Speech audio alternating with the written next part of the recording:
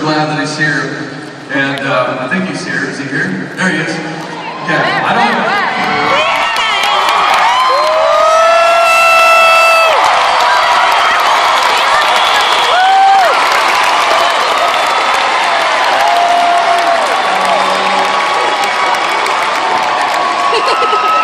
I don't know if I need to introduce him.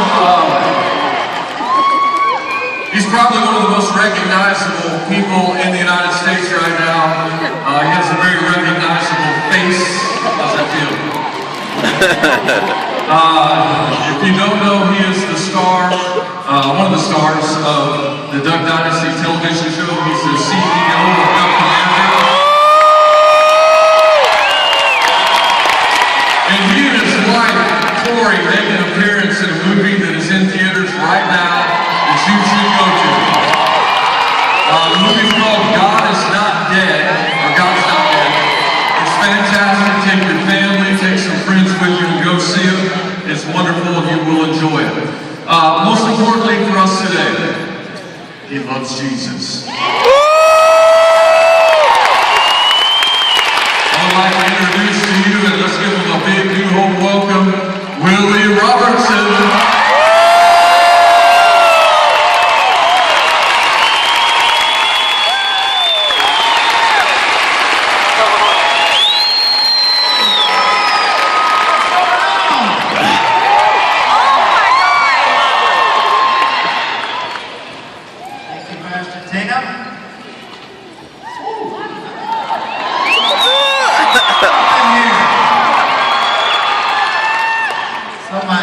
Told me that I was coming down here for a birthday party.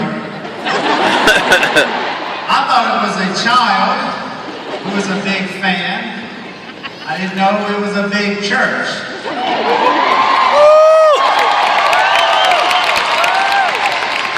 So, I thought we'd do something different. Thought I would sing you happy birthday. All right. Ready? Happy birthday to you. Happy birthday to you. Happy birthday, New Hope Church that loves Jesus. Happy birthday to you.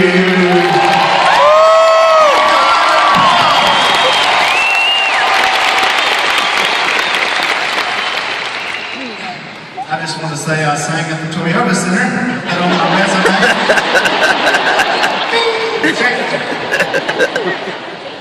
So we did a Christmas album called Duck the Halls, and we're nominated for Country Album of the Year Billboard Awards. Thank you very much. Still cracks us up. So you know we're not professional singers, and so I remember I sang my part. Dad was up there in the studio, and you know Dad, he kind of says whatever he feels.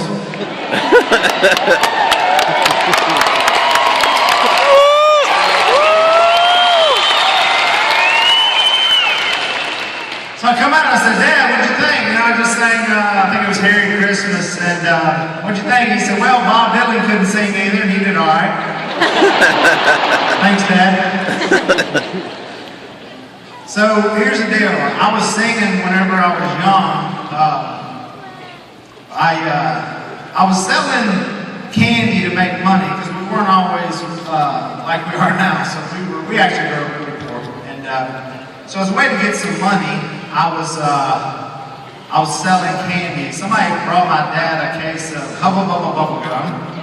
And so I've got this gum, and I sold it for 50 cents a piece. Well, I'm rolling with this gum. So I went to Mom. I said, Mom, I need more candy. Well, you got to take me to the store. We got to buy candy. We got to buy gum. I mean, everything went out of my locker. I had candy in my locker. I'm dealing at the end of the hallway. Business is good in 5th grade for old Willie Robertson, all right?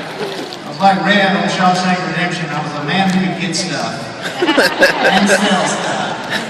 Well, everything was going great until the principal called me into his office. He said, Willie, are you selling candy and gum out of your locker? I said, yes, sir. Is that a problem? He said, well, I met with the concession stand, and their sales are down, and I got to shut you down. Oh, man, I was making so much money. So as a way to make some extra money, I thought I would sing. I would sing on the school bus. And so I came up with something I thought was genius. It was called the human jukebox. You got a quarter for you. And so you put a quarter under my arm, I would drop it into my pocket, and I would put it in my pocket, simulating a jukebox. And I would sing mostly the songs that I knew by heart were the 8-track tapes my older brother Alan had. So the song that they liked the most was a song called Jukebox Hero by Foreigner.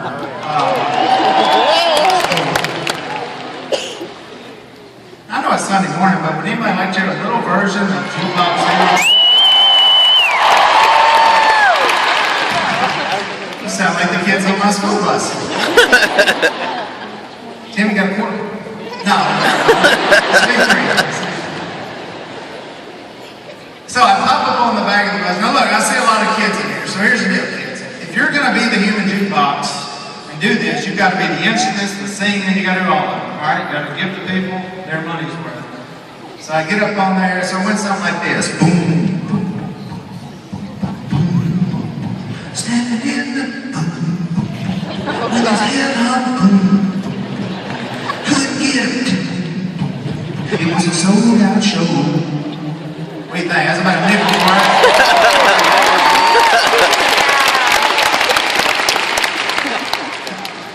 You may not think that's cool, but on a 2-hour bus ride, that's cool as heck, okay?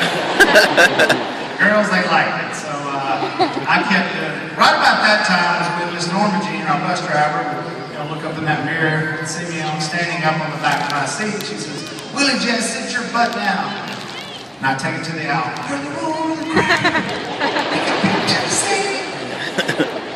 I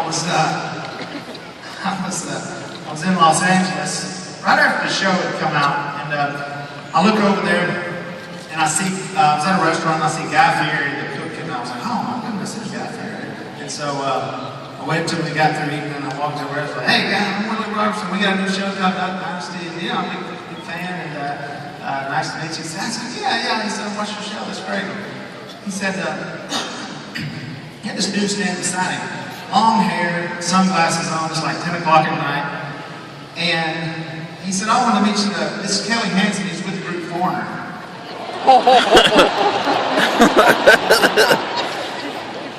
I went into what I see some people do when they meet me. It's like, oh, hey, Foreigner, huh? When I was in 5th grade, I used to do this. I was like, boom, boom, boom. This guy did not move a muscle. He's just standing there staring at me. I went, anyway, big fan, nice to meet you. Nice to meet you again. And he said, was that when you were peeing the bed? I'm like, what? You watched the show! I've never missed an episode. I was like, yeah, Foreigner watches Dynasty. I'll tell you what, God has certainly been good to us and this family. You know, people say, Willie, boy, congratulations, you guys are so successful. And success is something that I've thought about a lot. And what makes us successful? You know, why us? Why this family? Why? Because I know a lot of people, and maybe they don't have the financial success and all that. Are they successful? What exactly is success? So, the Robertson family uses this as our guide. This is my Bible. And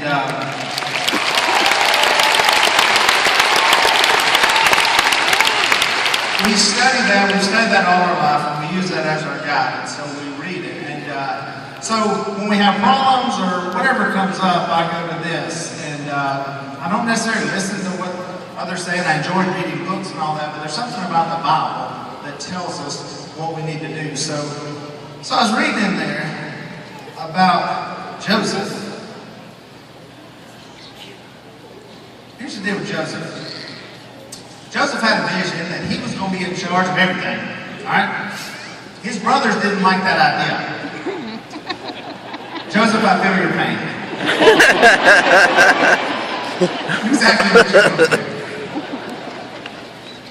So it ends up all these horrible things happen.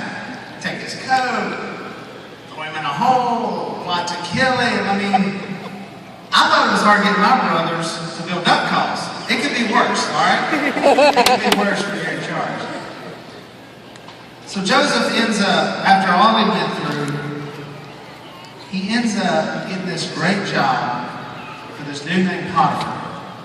And it's very interesting when you read this and think about success.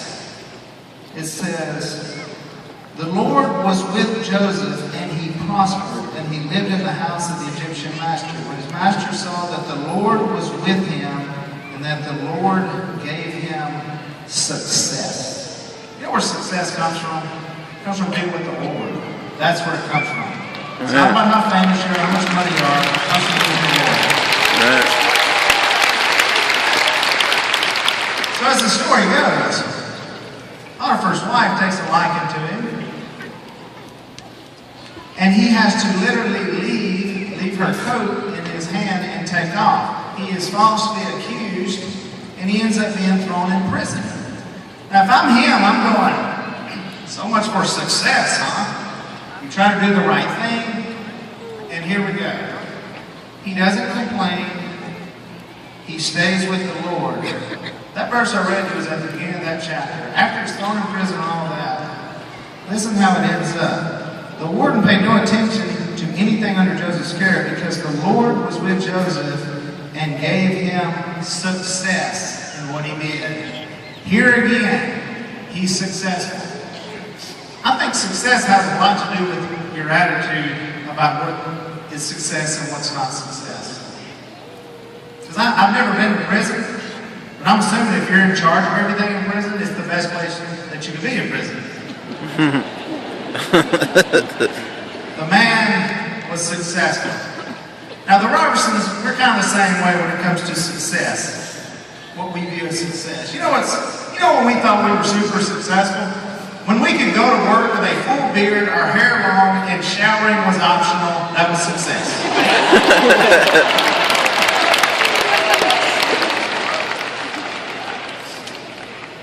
My daughter Sadie has a clothing line. She was actually on Fox and Friends this morning talking about that.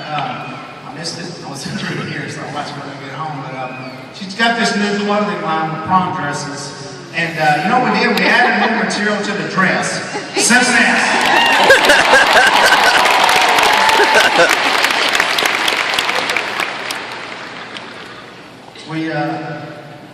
We think it's successful for us to be able to go all over the country, all over the world actually, and use this platform of a TV show to spread the gospel of Jesus Christ. To us, that's success.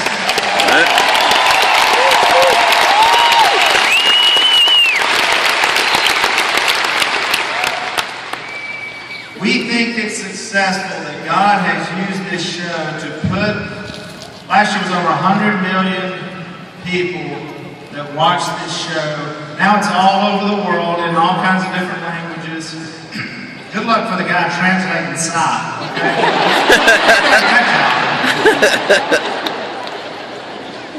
But guess what? It is invited into the homes every week all over the world now. At the end of that show, giving a prayer, giving God the glory, and to us, that's a success of what God did.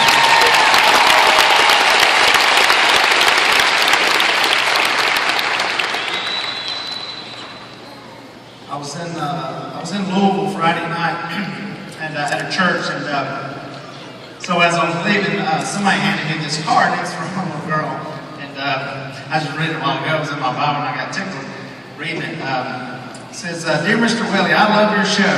My name is Ella. I am 8 years old. This is a dream come true. Thank you for this chance of a lifetime. You are a hero to my family. God bless you. Happy Easter, love Ella. You are in my prayers." Sweet, isn't it? Getting these notes. Dream of a lifetime. P.S. 8 A real dream come true is if I got a phone call from you and she leaves me her phone number. What happened to the dream come true? I should send me an email saying a real dream come true is $1,000 from you. I'll tell you about another guy. I'll tell you about John the Baptist. Matthew chapter 3. We got a guy coming out of the woods called wilderness. He looks really weird. He eats weird stuff and he's pointing people to Jesus. Sounds familiar. We have a strange crew coming out of the swamp who eat weird things, who talk funny, and point people to Jesus. So here's the deal. Thinking about success and thinking about our lives and thinking about John the Baptist. If you go back to Isaiah, John the Baptist is talked about. Isaiah 40 says something, I love this. It says he was a highway for God. A highway for God. So hundreds of years before John the Baptist got here, God knew John the Baptist was coming. He had it all planned out on how this was going to happen. So then when I think about us and my family, and I think, God knew He used us at this point in our lives to point people towards Him. Because if you would have told me that we were going to get a prayer at the end of the show, we were going to get all this, it was going to go right through Hollywood, I said, there's no way. There's no way the executives would even let that happen. And then I forget who we're dealing with. You're dealing with God who says, hey, you get out of the way, you point people to me, and I'll make some things happen. Just like what's happened right here at this church.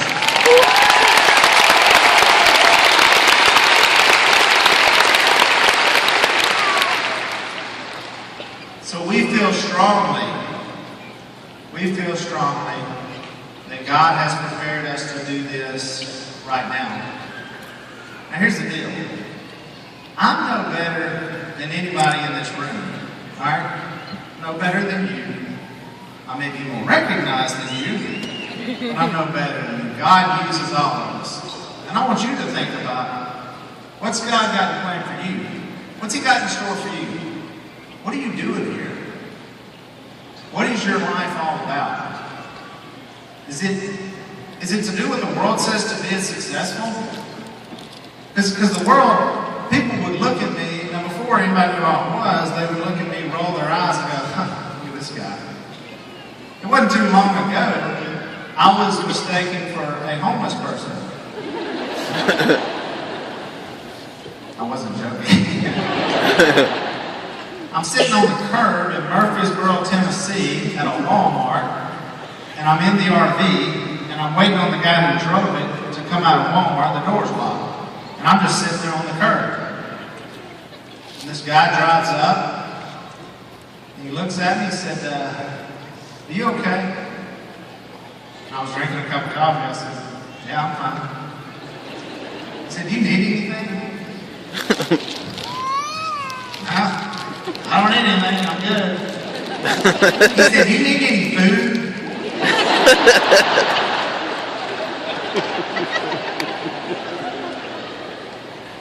I got that down, all right? I said, no, I didn't need any. Oh, he thinks, okay, I get it. I got it. Yeah. Well, and I actually thought, man, this guy's trying to, he's trying to help somebody. So he looks over at the RV. Now, it's the one that's been on the show. There's a picture of me about 10 foot tall on there. He looks at it, he looks back, he looks at it, he goes, is that you on the side of that RV? I said, yeah, I'm just waiting on my driver. He said, I guess you are okay. I said, I'm doing all right, buddy. Thank you, man. I gotta tell you one more. So now nobody thinks I'm homeless anymore. But the other night, I got stuck in Houston on a flight that got delayed. And so I come downtown to stay, And so I was in a cab, it was me and John Luke, right? So I'm totally not expecting to stay. I don't have a lick of cash on me. And I asked the lady, I said, does he take the card? And she said, oh yeah. So I get here, and there was some language problem with me and the driver. And so I'm like, here's the card. And it says, it's not working. And so I'm like, it should work. And so the door opens up, and I'm going through every card in my deal. Well, there's some fans of the show that have come up, and they're like, Willie, hey. And then one of them says, Willie, do you need some money? And I'm like, no.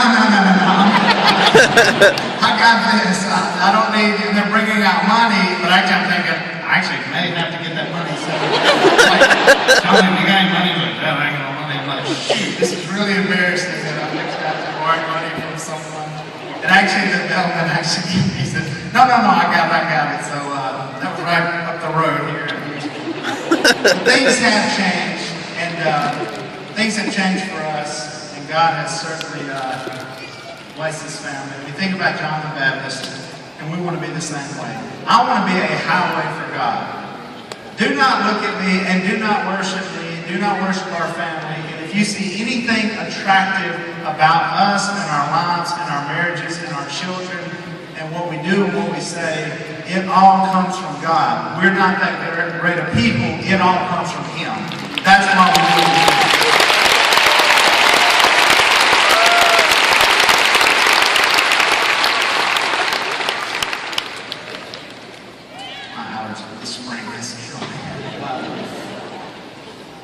Tell you about the last guy. So as a man who does a lot of TV shows, and I've done them for a long time, so I know a lot about the process. And not only with Dynasty, we have a show called Buck Commander that's on Outdoor Channel, and we actually make that show and edit it and do everything. I know that good shows have great editors. All right. If you watch just all the raw footage of us just sitting around our house, believe me, it's not that entertaining. But when you put the right situations and capture right, and edit them right, and edit out all the stuff that doesn't need to be there, you have a great, beautiful show. Actually, the most watched show in the history of reality TV is Dynasty.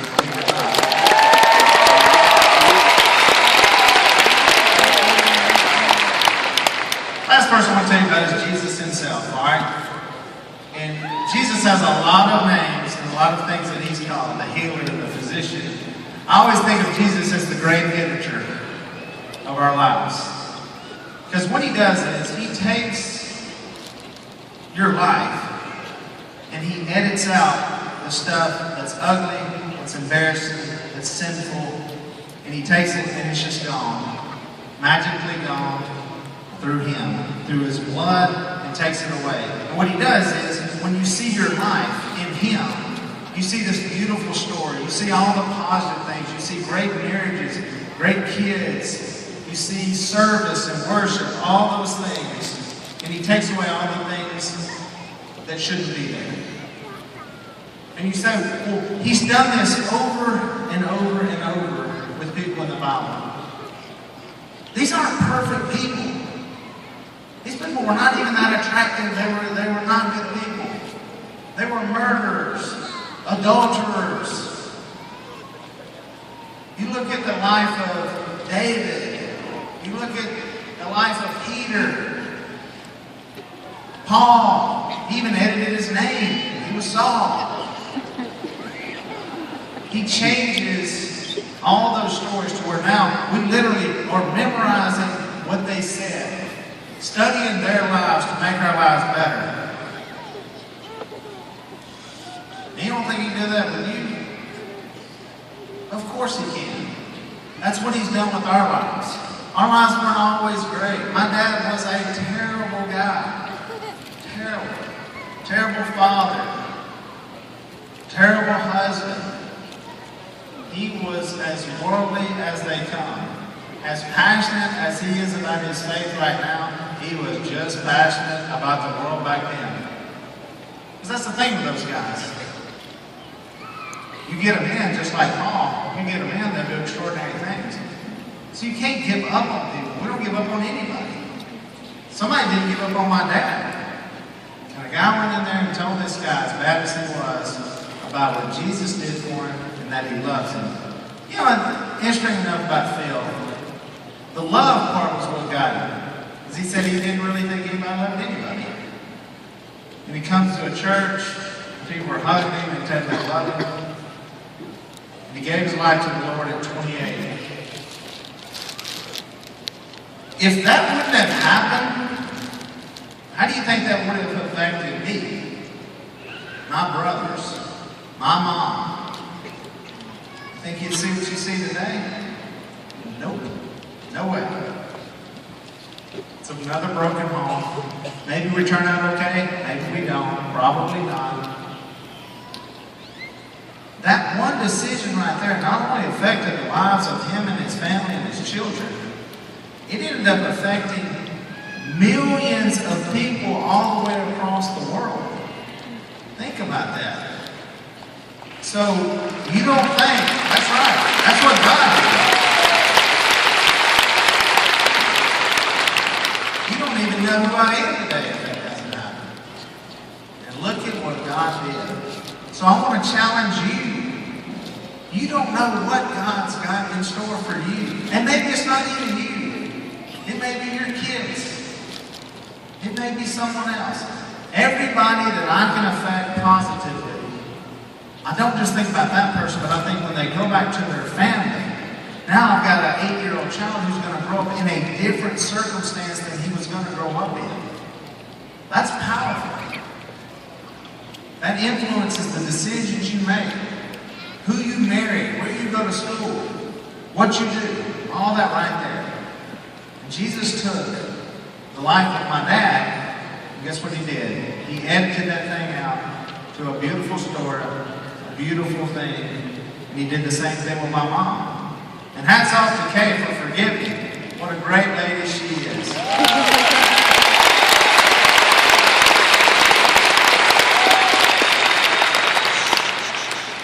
You ladies in here have a powerful ministry. Alright? Putting up with us is one. But you have a powerful ministry, and I appreciate good, godly women. I pray that my daughters become good, godly women for him and choose good, godly husbands. Alright? And that's how we got here. Those are 3 people right there that I look to. That's what we do. We just go to the Bible and look for those answers.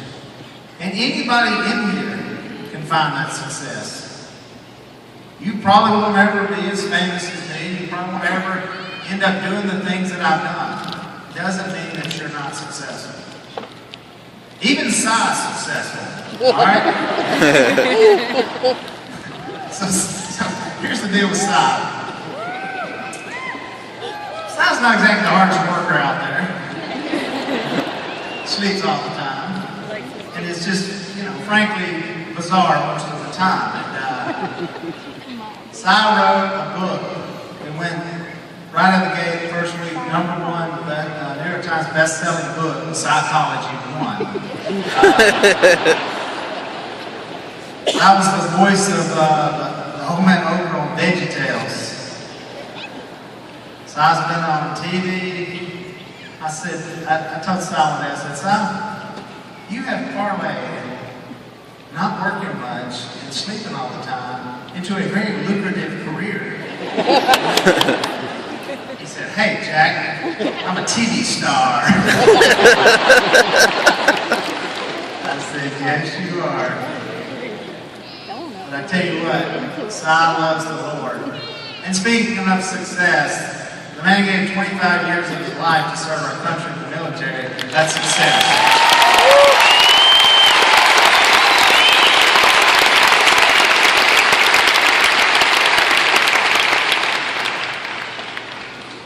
And Si loves the Lord. And even though he aggravates me, Jace loves the Lord. And that's what's so neat about this family, is that when you see that dinner table at the end of that show, that's the same dinner table that we all sat around when we were real small. We didn't have a lot of money. Wasn't as much food on it. But we were successful because we knew we loved the Lord. Our parents loved the Lord, and our grandparents loved the Lord, and that's what kept us together. And now at this time, it's the same dinner table. That's the table that says, hey, whatever's going on, whatever just happened, we're going to move on. We're going to forget forgive each other. We're going to give God glory. We'll give Him thanks. And when this day is over, tomorrow we'll wake up and do it again. And I want you to have that in your family as well. That show is for you to say, hey, maybe you're not there. Maybe you're not, maybe your family's not together. Maybe it's not as spiritual. Hey, maybe you don't even say a prayer before your meal. But it gives you something to strive towards. And to us, that was good TV because it also challenged you. Maybe you learned something from our show. And we will continue to give Him the glory in whatever we do. Thank you so much for inviting me to be with you. Thank you.